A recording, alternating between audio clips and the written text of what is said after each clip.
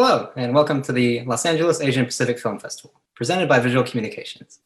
My name is Farouk Varani. I'm a programmer at the festival, and I'm zooming in from my place in Koreatown, Los Angeles. I would like to acknowledge this as Tongva, or Chumash land, the original stewards of this territory. We'd like to thank everyone for making this festival possible, especially the Academy of Motion Picture Arts and Sciences, Sony Pictures and Entertainment, Comcast, NBC Universal, the California Arts Council, SAG-AFTRA, the Producers Industry Advancement and Cooperative Fund, the National Endowment for the Arts, and HBO and Warner Media. And a special thanks to all of our community partner organizations for their valuable work and their continued support of visual communications. So with that, let's start our artist conversation for C3 Windows. I'd like to welcome our two directors, our special guests today, and I'll have you each introduce yourself. So if I could start with Eileen, and the film you represent. Hi, I'm Eileen Kabilling, and I am the writer and director of the film from the Philippines, Basurero. It's a short film. Great. And Sraylin. Hi, I'm Sraylin. I am the director and the writer of California Dreaming. It's a short film from Cambodia. Great, thank you. So yeah, again, I want to thank you both for being able to join us here today for this special conversation. And just want to commend you for your work. I felt like, yeah, personally, I feel like the kind of atmosphere and where it placed me, I really felt like I was in the shoes of these characters and sort of the world, if it's sort of not ideal for them. Maybe they're striving for something or trying to escape something. So, I mean, along that theme, I feel like in both, maybe I'm stretching, but there's like a sense of escape or trying to reach a better reality. But I was wondering if maybe you could both kind of talk about if you feel like there's a theme of escape and how that kind of worked its way into the movie or the script. I'll start with Eileen. Yeah, escape is a good word, I think.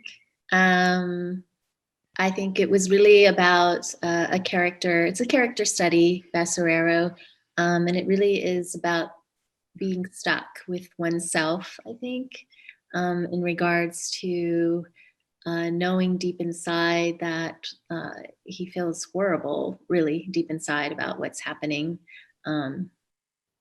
with dumping bodies for the drug war.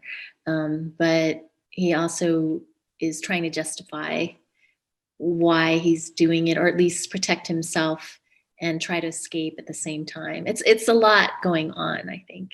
But yes, he is trying to escape, I guess. Yeah, that's a good point. He's trying to find a way out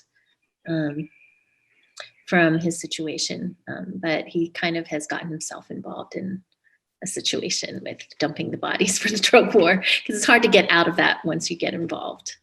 Sure, yeah, and those for those who maybe haven't seen the film yet, or we're going to catch up later, yeah, it's about, as far as I understand, he's a fisherman, a laborer who somehow got roped in by the authorities to dispose of these either drug addicts or people caught up in this drug trade.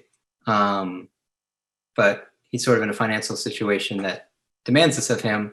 Can you talk about the sort of, because I think it was based on obviously like the reality on the ground and a true story, true situation there, but can you talk more about the kind of politics of the situation in the Philippines and how you kind of came to the story?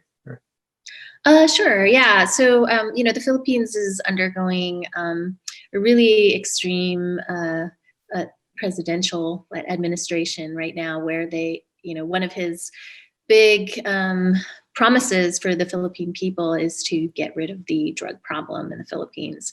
Thus, in his mind, anyone who does drugs or anyone who sells drugs their lives aren't worthy. You just kill. So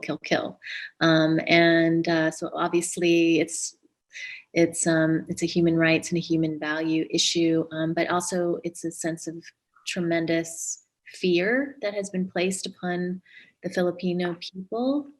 And so, yeah, I think that I'm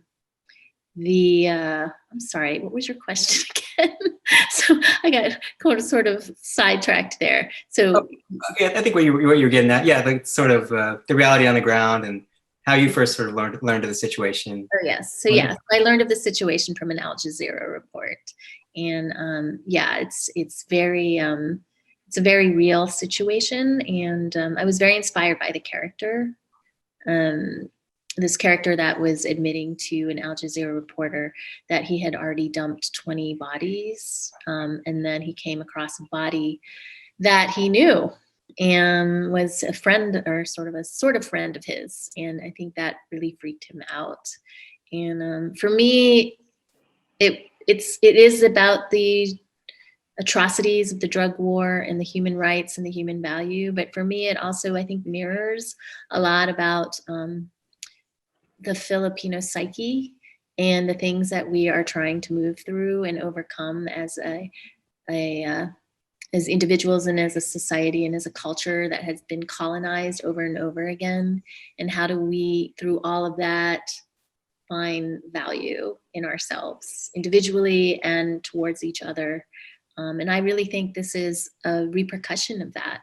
Like, why are we killing each other and saying that some people's lives are more valuable than others? And where is all this fear coming from? Is it coming from the administration, or is it coming from our own sort of heritage, DNA, generational stuff from way, way, way, way, way, way back, colonized so many times, 300 years, Philippines, many 50 plus years, the US, and before that, China, and before that, Islam, and before that, Brunei. It goes on and on and on. And so I don't know, just like the US, like we're going through such a big break here. Perhaps I'm praying that we go through a big break, in the Philippines as well, in our psyche. Sure. Yeah, no, and I really responded to the way your lead character and all the actors, it's just sort of in their DNA. I think all this legacy of colonization they're carrying, and it plays. I really appreciated that. And then, Sraylin, I guess I'll go back to the previous question. Do you, in creating the story, did you feel like, maybe you can just describe your characters, and did you feel like there was like maybe the theme of them trying to escape some reality or some situation that they want to get out of? Or? I would say there was a sentence that I was inspired from my friend when she said, you should have your own garden. So I was like, you should have your own garden, which means if something outside of, like, in reality is, that's me understand, if in reality that we get stressed, we get a lot of things going on in life, you have questions that you sometimes can't answer, so you should go back to visit your own self or have your own space and questioning and calculating and see what you feels and stuff, and then maybe you can come back and deal with reality again. So I would say escape is one of a way to say it. Or also, I think, I don't know, it's everyone could be lost, everyone could sometime lost and asking yourself questions to many things around you. So I guess my character is, and the story itself, it is, escaping and trying to find and to question, the whole things that happening around. Yeah, and again, just to sort of recap the film, it's as I understand, it's two different women who are at this resort. One person works there, another person is just visiting. It's like different kind of economic classes, but over the course of this one sort of short meeting, they get to know each other better, and each of them are sort of in this maybe transition, or like you're saying, like they're escaping a past and maybe looking for a future, but kind of in between at this resort. But I really felt in the moment with the two of them, and I like that you just get the feeling that they're in the process of finding a garden, or their garden, and that really came across, I thought. But could you talk about, I think one of the characters, she explains that in the past, I think when she was 15, she had been set up for a marriage with an older man, and that was another maybe part of her past, that she was moving away from. But and then the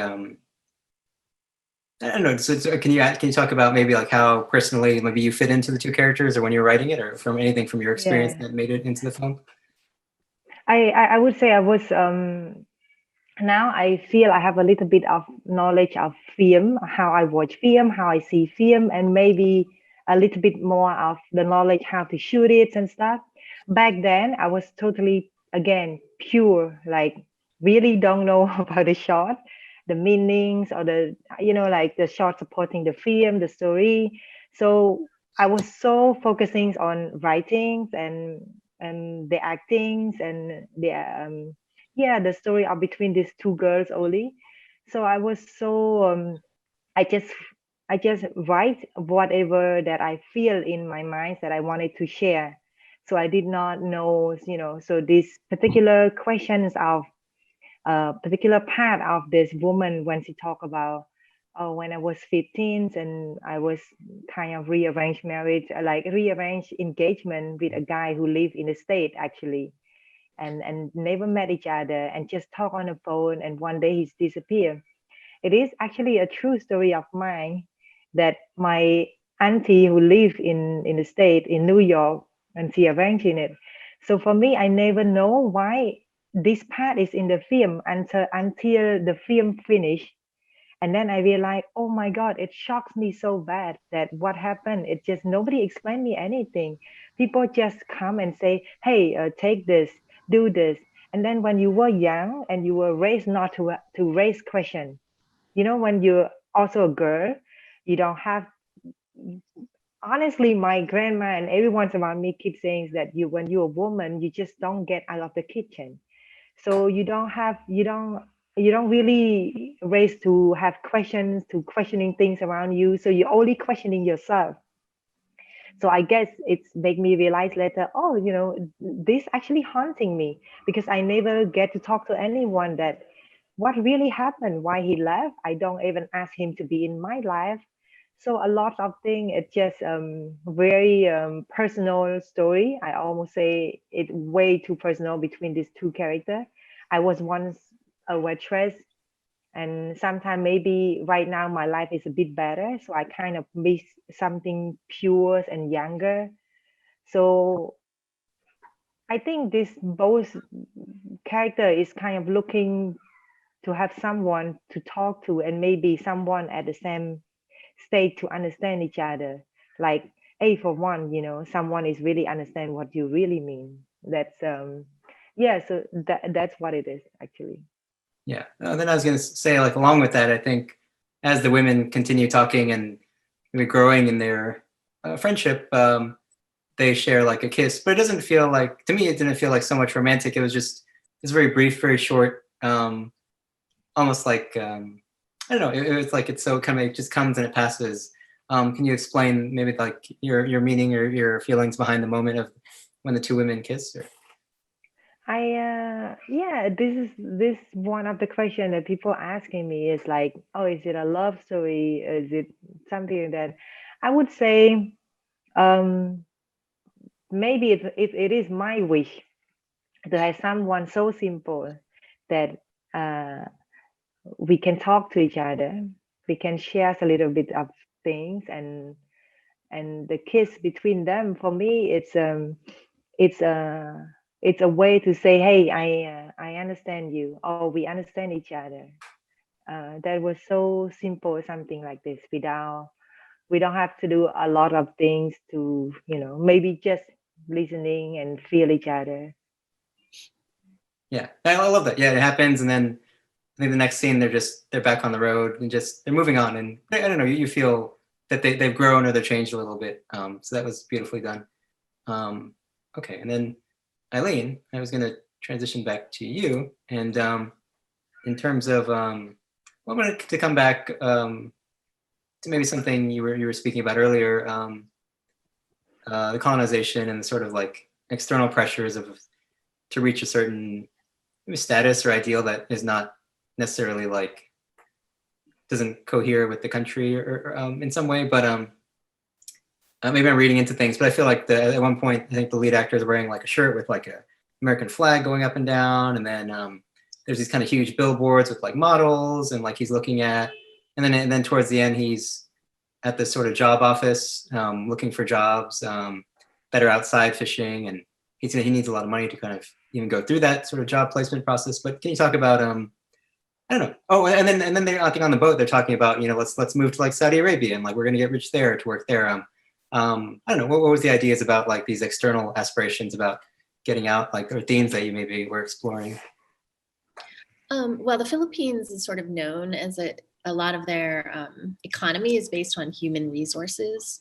So a lot of we have overseas workers, which is a big thing in the Philippines, working as construction in the Middle East or working as help in Hong Kong. But one of the big industries that the Philippines has is working on big cargo ships, seafarers. It's actually a big thing in the Philippines where big like families split up and move out of the country to do overseas work by agencies, you know, represented by agencies and working for companies all over the world, really anywhere, Europe, US, Asia, all over Asia, Middle East.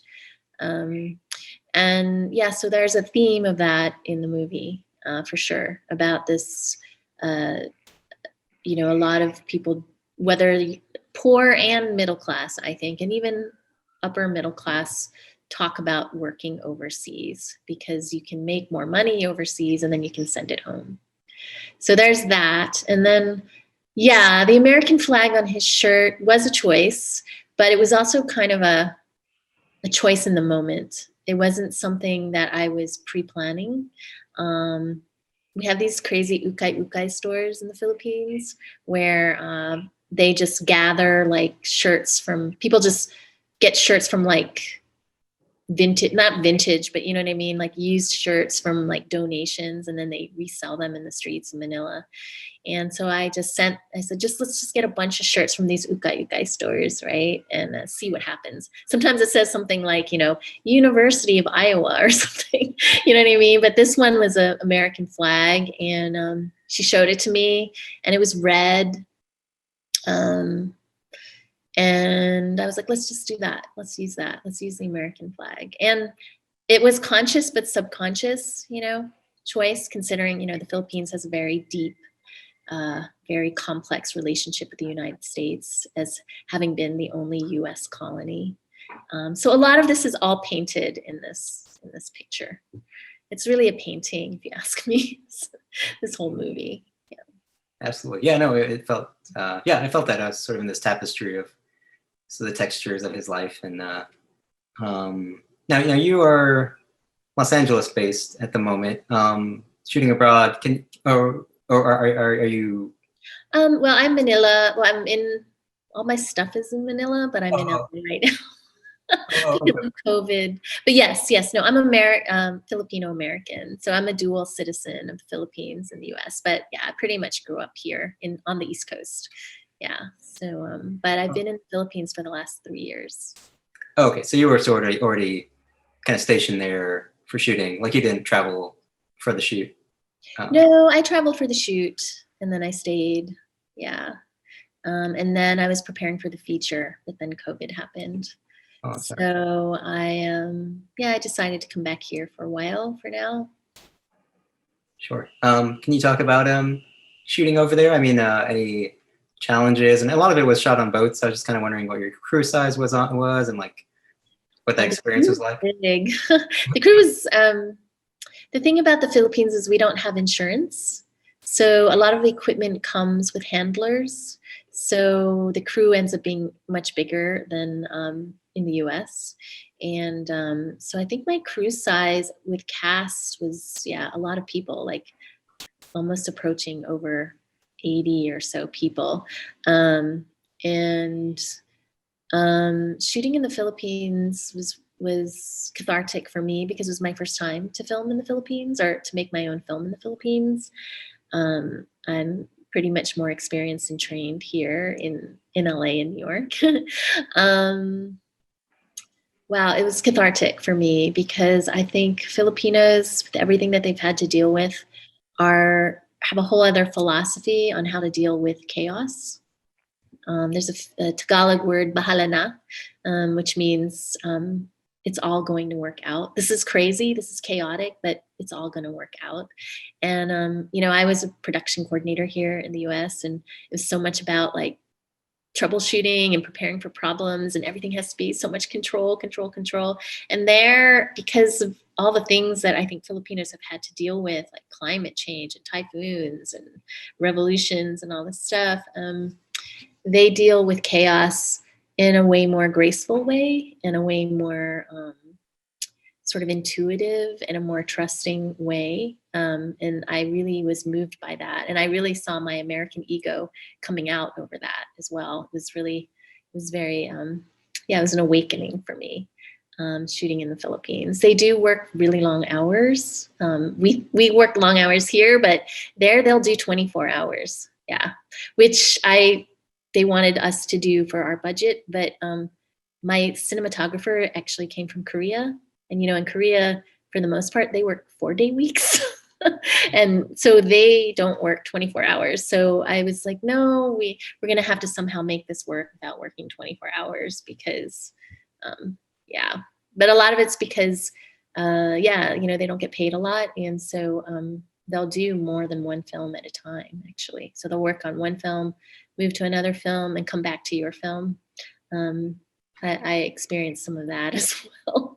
So, yeah. Would you say? Oh, just a quick follow up. Would you say you're just on a specific level? Would you say either your budget or schedule was like positively impacted, or significantly different than it would have been in the United States? Or?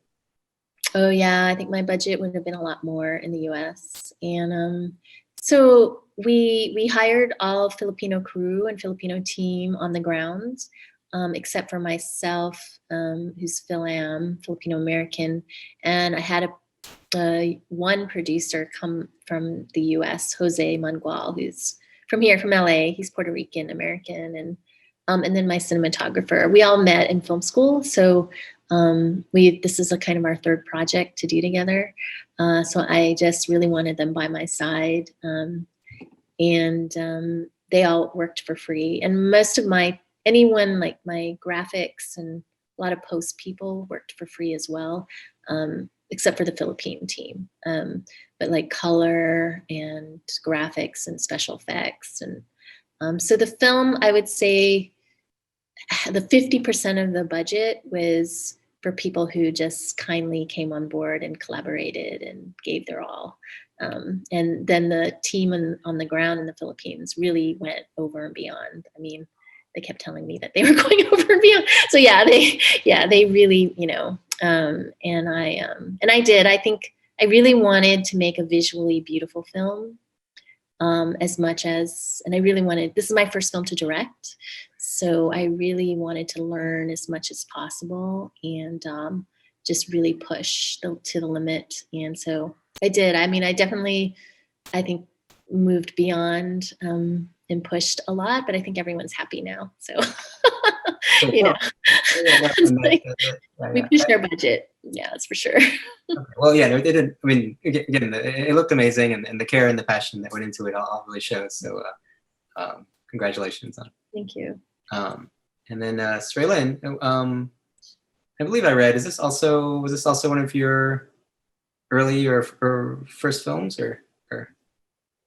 Yeah, it is like I mentioned before that I was just totally focusing on scripts and characters, and I was so into the directing, but I mean acting, but not in not visuals and stuff. Like I was totally out of, you know, like not being aware of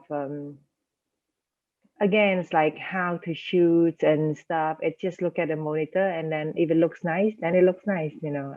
If it's feel right, I would say. Yeah, it is my first short film, and I would not take it back in terms of like how pure it was and how joyful it was. And I'm kind of excited what it's like, what it would feel like to shoot a second short one.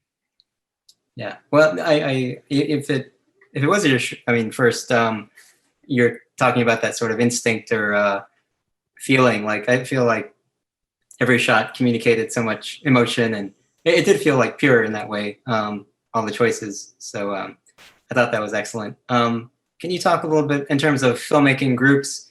Can you talk a little bit about anti-archive? Like what is anti-archive, and maybe how do they help you create this film? I saw that name attached to the project. Yeah.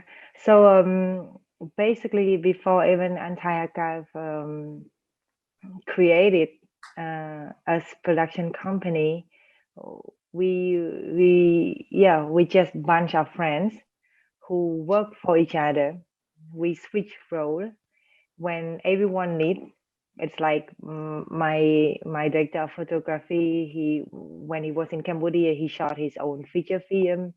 So I was his kind of production slash, assistant director. Whenever he need, it was basically 5 crew or something like that.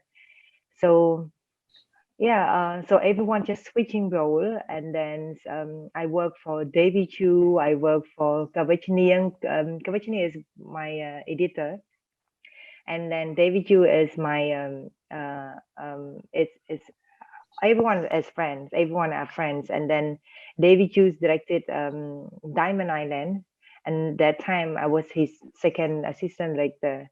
So I guess everyone who was involved in my film, for the main key crew, are like, good friends, and we switching role when we need it. So when David asking me, do I want to make something on my own? So I was just very comfortable to say yes, because I feel you're in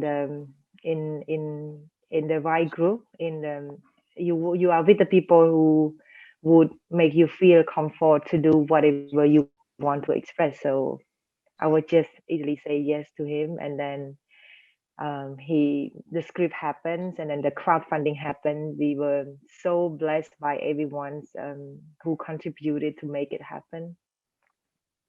That's wonderful. And yeah, not so many people. I would say totally they're like 20, 25 people. I was really asking for smaller crew actually, because I cannot focus, or I was too scared to see if anyone walk passing by. So I would just really ask to have, if it's possible, the smaller the better. But still 25 is still a lot for me. I'm still nervous and scared. Yeah, totally. Yeah, the smaller, the more intimate. There's more. It feels like a little bit more control, and I understand. So then also the title. California is not part of the film, but it's called California Dreaming. Can you explain your choice in the title of the film and the reasoning? It is part of the film.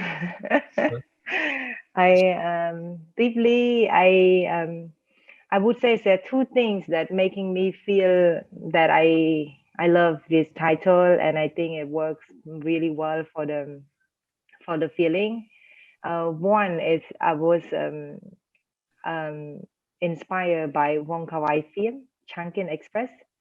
It's part 2 of the film. The character always kind of lip syncs on these songs and stuff, Fable.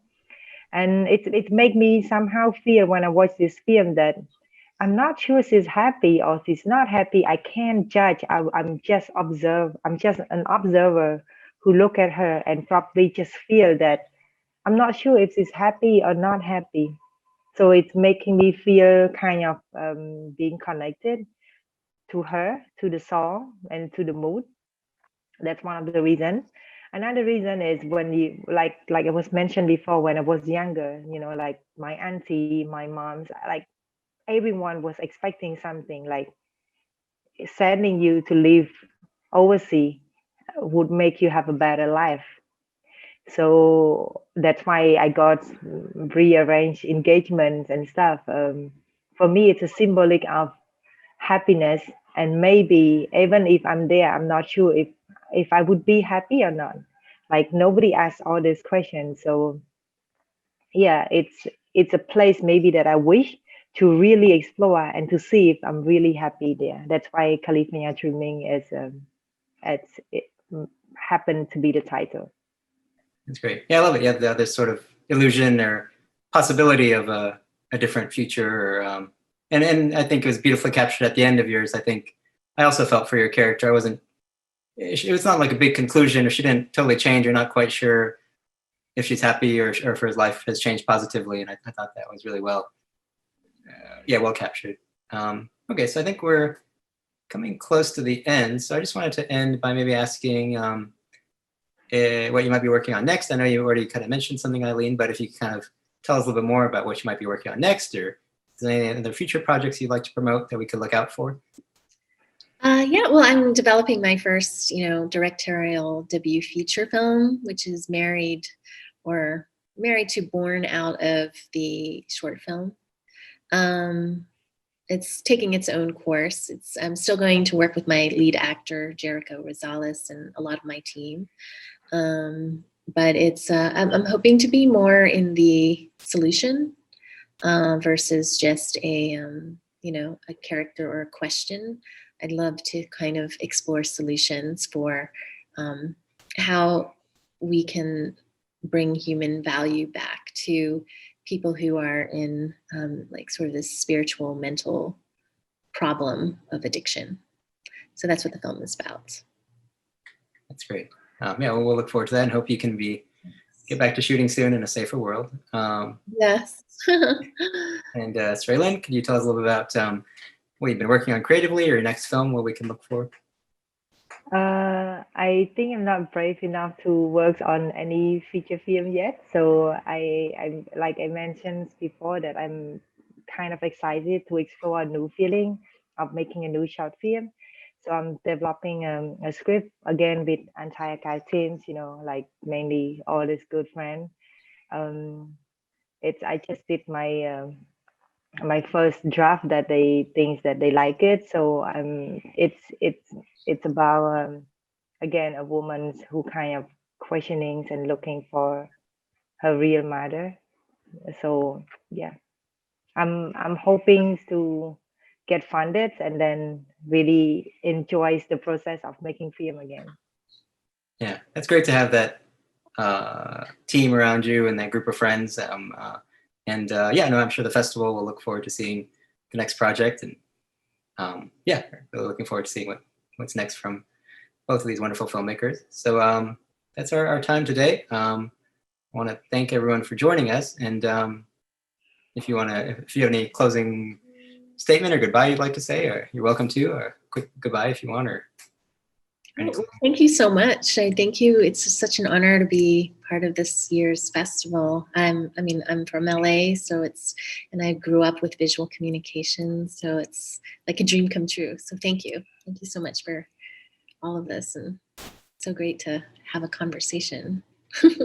Absolutely. So happy to have you here. And Sraylin?